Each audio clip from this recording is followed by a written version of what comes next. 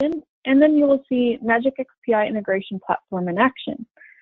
A little bit about Magic Software. We are a global provider of end-to-end integration solutions and app development. We've been in business quite a long time, since 1983. We are publicly traded on the NASDAQ as well as the Israeli Stock Exchange.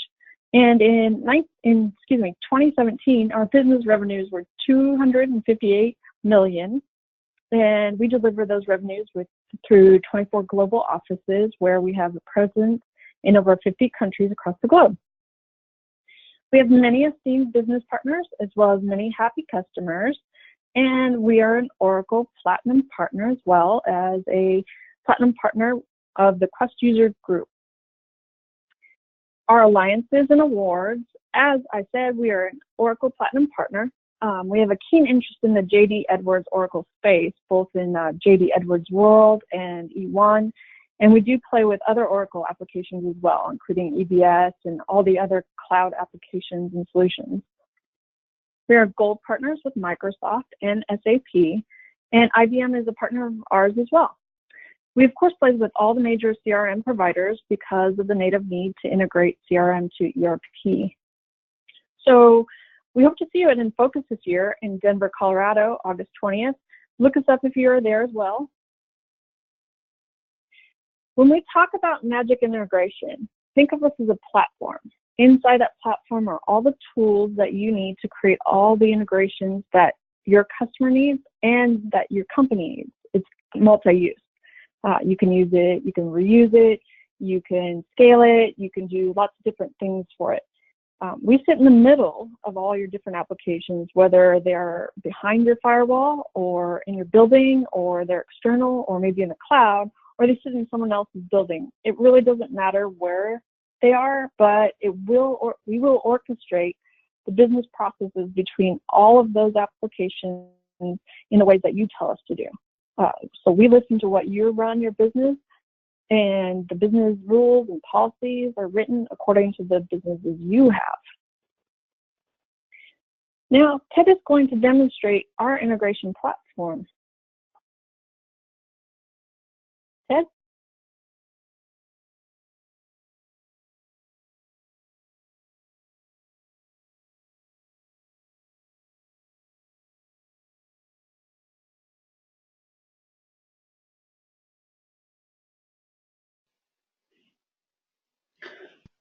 Ted, I think you're muted still. Thank you for joining us today.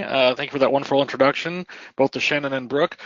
Before you is the XPI Design Studio, where we build the integrations of these various applications we're talking about. Today, the focus is JD Edwards Enterprise One and Salesforce, but of course, we're not limited to that. Here before you, as you can see, this is a very visual drag and drop utility. And we've designed this so somebody at the business analyst level can go ahead and build an integration that's just as robust and just as powerful as one that would be built by a full-on application developer. And as you can see here, it's very visual. It's drag and drop, and everything you see in the middle here is made up of these things called flows. And flows, simply put, are where we take data from a source and maybe send it to multiple different destinations. So this particular project was built on what we like to call the 360 view of a customer. This is, I don't want to say there's any kind of typical scenario when you're talking about Salesforce and JDE, but these are some of the scenarios we run into over and over again. Typically, as you all know, a JDE is a very powerful ERP that has a wide variety of different business functions, but sometimes there's sales information that need to get to different departments. You don't necessarily need to train them on JDE or give them access to all the information in JDE, so that's where something like Salesforce would come in. Salesforce is a CRM designed for a sales staff, and so we've built this integration to pass the appropriate data back and forth to the sales staff, but also get some visibility on the staff that's running JDE. So here are a number of different flows that handle some common integration scenarios. So here I have a flow here that's taking counts from Salesforce, and I'm creating customers in JDE. And going down the road, for the 360 view, we're also adding sales orders. And I have a flow here that's a little bit more elaborate, that's actually creating sales or taking sales orders that are in JDE, and we're creating sales orders in Salesforce, but as you know, in order to create a sales order in Salesforce or other applications, you typically have to, there's some dependencies. You have to have some customer information, you have to have some products or some items set up. You know, you create a sales order, it sales to who? So you have some decisions to make right there. Well, right away, I have some logic here that's doing some stuff on the fly. I'm checking to see if the customer has been set up already in Salesforce, and if not, I'm creating that on the fly. And we build all this according to whatever your business logic is. When we approach a customer for an integration project, whether it's JD, Salesforce, or anything else, we start with some basic questions about, you know, not so much you want to integrate these applications, it's how are you using these applications to support your business. And that's where we get into things like business logic. Okay, what happens if a product has been left off, if there's a product has been left off in a sales order and doesn't match your item in JDE or vice versa? We have some decisions to make. Do we want to send that to a knowledge worker so they can create the item in the item master to JDE, or do you want to create that on the fly? And so using these different flows and connectors, of course, we can accommodate all those aspects of the business process. And so here's an example of how we accomplish that. So right away, I'm checking some basic stuff, making sure the order has not already been created in Salesforce. And if not, I'm continuing on. See, I'm checking to see if the account's in Salesforce. And if not, I'm getting the customer data in JD, I'm creating the account in Salesforce. And same thing with the line items. I'm creating line items, and I'm creating the checking items if the product's already been created in Salesforce. If not, I'm creating that on the fly. So the nice thing about that, though, is I can leverage existing flows. So here I've got a flow, I got a business process that passes items from JDE to Salesforce, and here I have a flow that's getting items, and here I'm creating products in Salesforce. Well, the nice thing about this flow is it's already got the logic to create or update products. I don't have to rebuild it again. So the nice thing about XPI is that once you've built a flow, you can reuse that logic over and over again. So going down the road, if you want to integrate, you know, today we're talking about Salesforce JDE, but if you want to ever talk maybe an e-commerce, adding an e-commerce functionality to your environment, maybe CRM is great, but you know, you really need something where your customers can, in either B2B or B2C, can order products online without interacting maybe with your sales staff so much. You know, they can get something they need or help they need right away. Implementing an e-commerce solution, we could pass that data to your e-commerce solution, or if you implement a project lifecycle management program to implement the creation of your light items to JDE, we can integrate that too. So we're not just limited to 2 applications, we can integrate multiple applications. Now we achieve this integration with these things called connectors. All these flows are made up of these things called connectors, and they really fall into 2 different categories, what we call application specific and more technology generic. And so let's talk about the application specific ones first. As you can see all these different logos, we're talking about JDE today. We have connectors for JDE World as well as E1, and so we're talking about E1 today. I'll kind of show you how that works. What this does is this leverages the business functions in JDE. So when I click on this connector, I'm prompted with a very visual drag and drop utility that allows me to search for the appropriate business function I'm using. Let's say I'm looking for the address book master. When I click on this ellipsis, and I can say, you know, the beginnings, I don't know what it's called, but I can go in there completely, but I can go and I can just search. And what this does is this does a schema discovery back to the JDE environment and gets me all the business functions that are associated with this particular instance of JDE. I have a pretty out-of-the-box system, but of course, most of you out there probably have custom business functions, and if I had custom business functions, I'd get those too. And that's the same thing with our some of our other technology adapters, really all of our adapters. They will do a schema discovery back to the environment. Here's Salesforce. When I go into my Salesforce connector, I'm leveraging the exposed web services that are available in Salesforce. So when I click on this ellipsis, I'm doing a query back to that environment. I'm saying, get me everything you have. So if you're familiar with Salesforce, you understand some of these top level data points. They're pretty common, but as you also probably know, anything _C is a custom data point and or a custom index field. And I can get those as well. So when I go into here, you know, invoice or ID, let me go into, let me just grab one that random here. When I go in here and I'm exposing all the functionality that's available with that web service. So when I go in here, I'll be able to see all those index fields associated with that particular data point. So here I've got these are the built-in ones, and I got some custom ones too. So all of our connectors really do that. So if you've got custom index fields, custom data points in either your JD Edwards Enterprise 1 environment or your Salesforce environment, we can accommodate both of those. So those are examples of ones we've built specifically for those particular applications, and you can see the list of the different applications here. And what that means, and you see the logo there, it means that we've certified these particular adapters with that particular vendor. I personally went through the very rigorous process that Oracle puts us through for the JD Edwards Enterprise 1 connector for the upgrade to 9.2. So none of these vendors allow us to just go ahead and put their logo on our product. They put us through a pretty rigorous process to ensure that we are complying with their API requirements. Now, if we have an opportunity to integrate with something we don't have a pre-built connector for, well that's okay, because we have some other generic connectors out there too. So here I have a number of different messaging standards. I can use this to trigger a process flow. I have an FTP connector that of course supports secure FTP. There's a lot of e-commerce and EDI type applications out there that the way they kick off the trigger for the integration is that they'll drop an XML or a JSON file or even a flat file of data, and I can go ahead and pick that up from a network share or an FTP. We probably use this one the most. Virtually every application out there that permits integration has some sort of SOAP or REST web services exposed. I have an HTTP connector that allows me to leverage those, and I can be both a provider of SOAP and REST web services. I have a WCF client connector. So if I point that towards the appropriate WSDL, I can go ahead and expose all the methods and properties that are exposed by that data point. I do want to show you our database connector.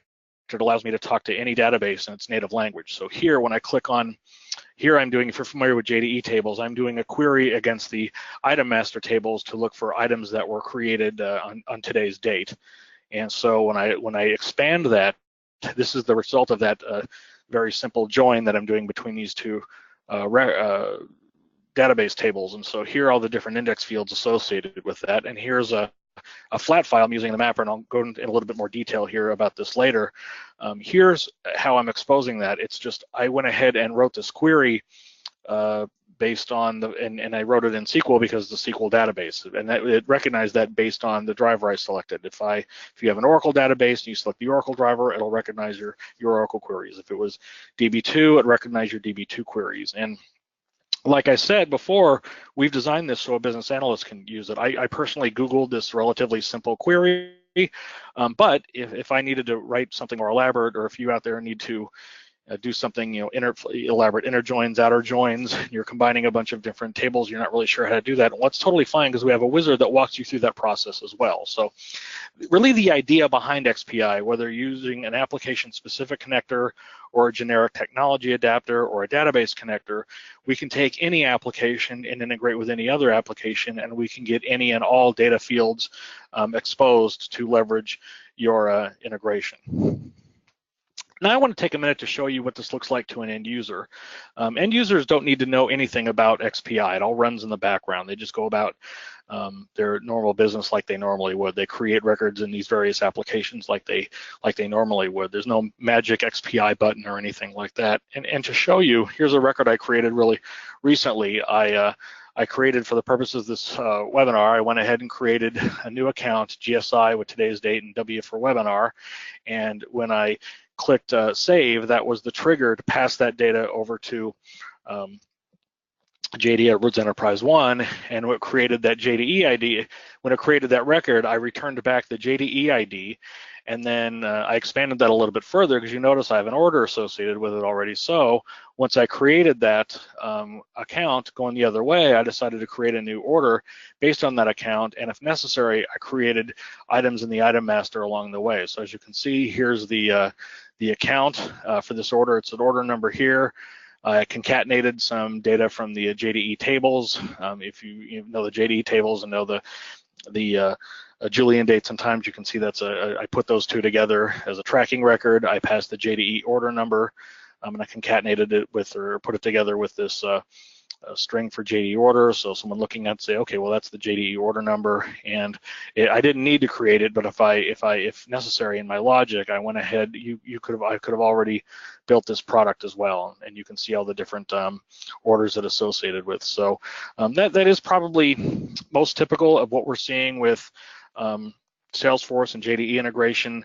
In this particular case, I'm taking sales orders from JDE and I'm creating sales orders in Salesforce, but we would definitely build this or show you how to build this according to your business process. Maybe you would want to set it up so where you only, when a opportunity in Salesforce is set to closed won, maybe that creates a sales order JD going the other way, maybe creating accounts on the fly, or maybe not, maybe putting that to a knowledge worker so they can make that change.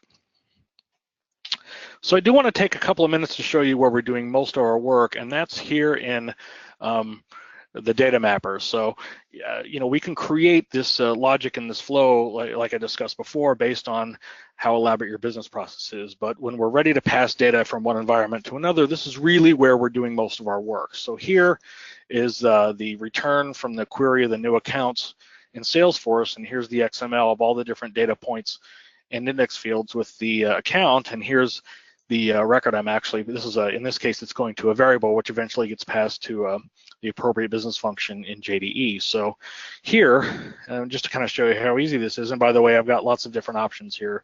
This module does a lot of different things. I can call different flows. Remember we were saying you can use flows over and over again, so I can call different flows. I can go database to database. I can pass data, like I showed before, into a flat file. So if we're doing a query and we're getting multiple hits, we might want to pass that to a flat file and parse it out later. Here, I can take this value here, and I can see with this little a, it's a string type variable. So I'm matching it to another string type variable, so I know I don't have to do any transformation for data types there. But so if I just right click this and did this connection, during the sync, the data that comes in here will literally be passed over to here. So when I open this up,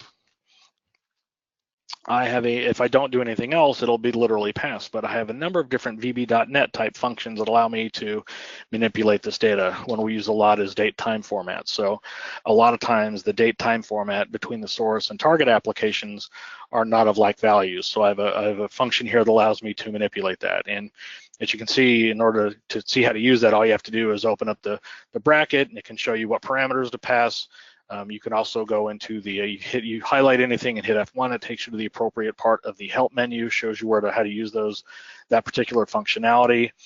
And that's one we use. Another one is case statements, so case or if statements. So a lot of times, sometimes drop-down menus are not like values. Maybe when you're doing addresses, you might have for US addresses for the different states, it might spell out the state completely, Texas, Alabama, Mississippi, Georgia.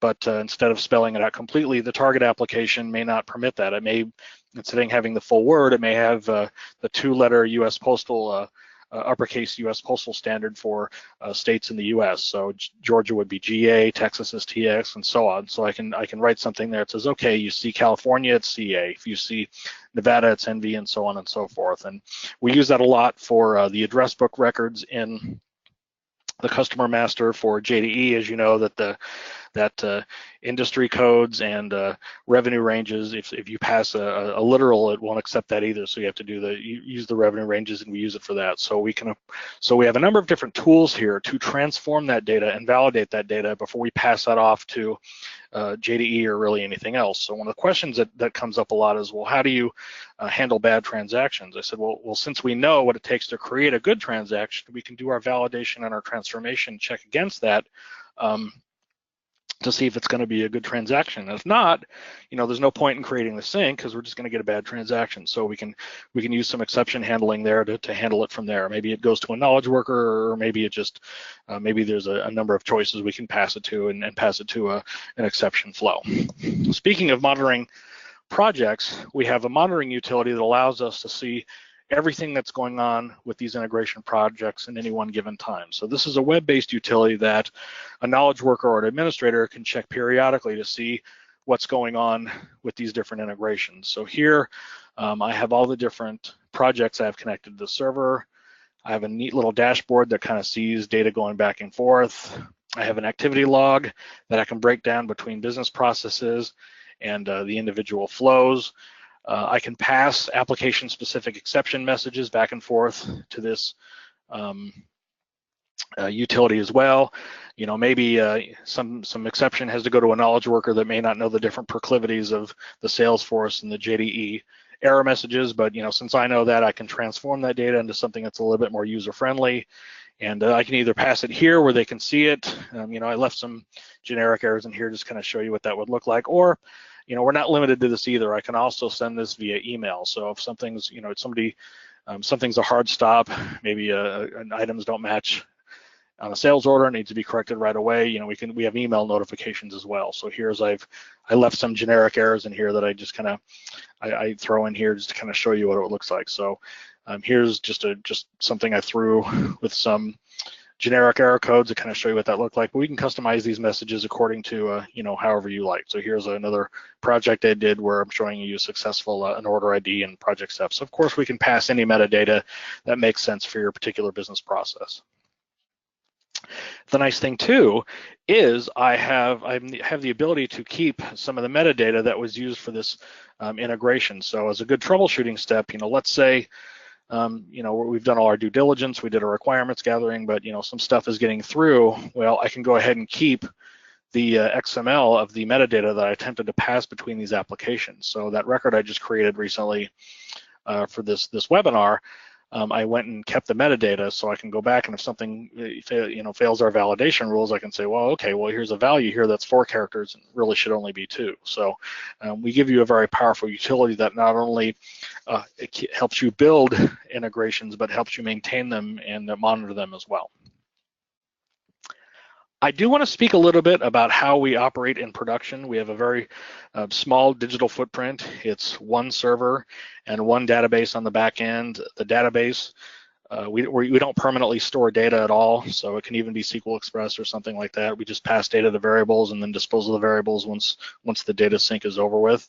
And we leverage a technology called in-memory data grid through OEM through a company called Gigaspaces, where this allows us to orchestrate the integrations and pass significant amounts of data back and forth between these applications. So what we do is we temporarily expand the internal server's RAM to pass data back and forth, and this is especially valuable to some of our e-commerce customers who are getting orders 24 hours a day. It orchestrates and manages a very high volume of data processing back and forth. So Brooke and Shannon, that's pretty much all I was planning on showing today. I think we're ready for some questions. Okay, great. Thank you so much, Ted. I'm going, let me know if you guys can see my screen. I can see it. Awesome. Okay. Well, thank you so much, Shannon and Ted. We really appreciate it. I just want to follow up with a few items, and then we'll move on to our question and answer portion of the webcast. Our webcast today is part of GSI's free ongoing educational webcast series, and our upcoming webcasts are currently listed on the screen. And if you'd like to register for any of these, you can go out to our website at getgsi.com. And if you would like to sign up for our weekly emails on upcoming webcasts, our monthly newsletter, you can go to getgsi.com, go to the bottom of the screen, and click on the link for each. All right, well, it looks like we have a few questions here already, and I would like to remind everyone that if you'd still like to submit a question, you can do so using the questions panel in the GoToWebinar console window on the right side of your screen, and if you minimized it earlier, just click the left-facing arrow to redisplay the questions panel. All right, Ted and Shannon, it looks like our first question is from Billy, and he asks if Magic is lightning ready. So Not exactly sure what, if you could maybe expand on that question a little bit. Like Salesforce Lightning? Yes, we are fully compatible with anything and everything that is in Salesforce. We have a very tight relationship with them, and anytime there's an API change or an upgrade to their API, where our development team works on it right away and makes sure we are ready for it. I'm pretty sure that I've actually, my instance of Salesforce, because we actually have the latest here. And actually, it upgrades without even me knowing about it. I don't know if it says Lightning here. It says 18. I'm not sure if it's Lightning there, but yeah, I'm definitely I'm 100% confident that if it's a functionality in Salesforce, we're accommodating it. Okay, awesome. Thank you. Our next question is from Mark, and he asks, what other methods are there for integration into JDE besides business function? Excellent question. So JDE, like some other products out there, provide a variety of different integration methods. So probably the most, besides business functions, and people ask this all the time, the more common integration method are, and this is somewhat regarded as a legacy application method, but it's not. It's still use it. You ask, and a lot of JDE developers still like to use it. There's staging tables and calling the appropriate UBE to execute the transactions. So sometimes they're called Z tables, and sometimes people say to me, well, Ted, your connector is great, but I'm not real comfortable with business functions. I like the Z tables. I like calling UBEs. Can I do that? And the answer is absolutely. So we can connect with the staging tables using our database connector I showed you, and we can call the UBEs appropriately as well. There's a number of different ways to call that. There's also a functionality called a BSSV server that you can get with JDE. It's a way of customizing and building your own web services, and people will say, well, Ted, I've invested in this BSSV server, I've built my own web services, I want to use that. How do you accommodate that? And the answer is absolutely. We can use HTTP connector to call the web services you built for the BSSV server. And so that goes really not just for JDE, but for other applications out there as well. There's other Oracle applications that use a combination of staging tables and calling stored procedures on the database side, as well as providing their web services or what have you. So we will accommodate any supported API method for that application, whatever that application that is. Okay, great. Thank you so much. Sure. And our next question is from Thomas, and he asks, what support do you offer for encryption? Good question. So we have an encryption module that sets up our own encryption standard. I think it's here. This comes up a lot. So we have our own standard encryption module. We do some standard decryption data out there. Also, we can accommodate any type of encryption standard that you've set forth for your data. So if there's an outside PGB type program that you've implemented for your encryption, we can pass data back and forth with those applications as well through their APIs. So whatever works for you. Awesome. And we have one more question here, and it is from Jane, and she says, what support do you have for EDI? Excellent question.